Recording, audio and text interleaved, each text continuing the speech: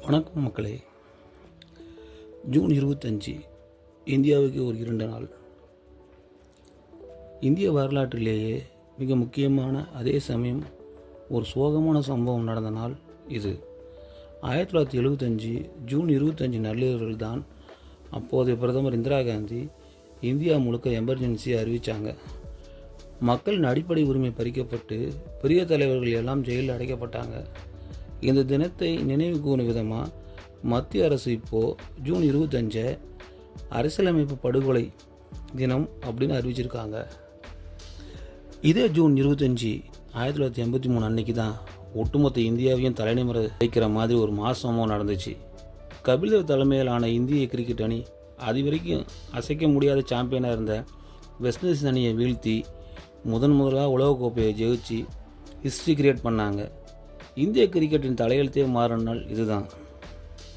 1950 வடகொரியா திடீர்னு தென்கொரியா மேலே படையெடுத்தது இந்த நாளில் தான்.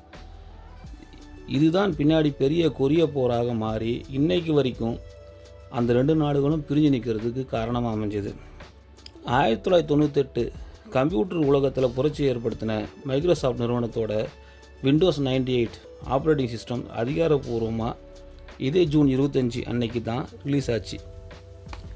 உலகத்தையே தன் நடன அசைவாலையும் மூன்வாக் டான்ஸிலும் கட்டி போட்ட பாப் இசையின் ராஜா மைக்கேல் ஜாக்சன் 2009 ஜூன் 25 அன்னைக்கு தான் தன்னோட 50 வயசில் திடீர்னு உலகத்தை விட்டு பிரிஞ்சார். அன்னைக்கு உலகமே ஸ்தம்பிச்சு போச்சு. உலக அளவில் ஜூன் 25 சர்வதேச மாலுமிகள் தினம் ஆகவும் கொண்டாடுறாங்க. சுருக்கமாக சொல்லணும்னா அரசியல் அதிரடி, விளையாட்டு உலக சாதனை, கலை உலகின் இழப்புன்னு ஜூன் 25க்கு பின்னாடி ஒரு பெரிய வரலாறே ஒளிஞ்சிருக்கு. இதே மாதிரி தினமும் சுவாரஸ்யமான வரலாற்று தகவலை தெரிஞ்சுக்க நம்ம சக்தி கிரியேஷன் பக்கத்தை ஃபாலோ பண்ணிக்கோங்க. நாளைக்கு உங்களை வேறொரு தகவலோடு சந்திக்கிறேன். பாய் பாய்.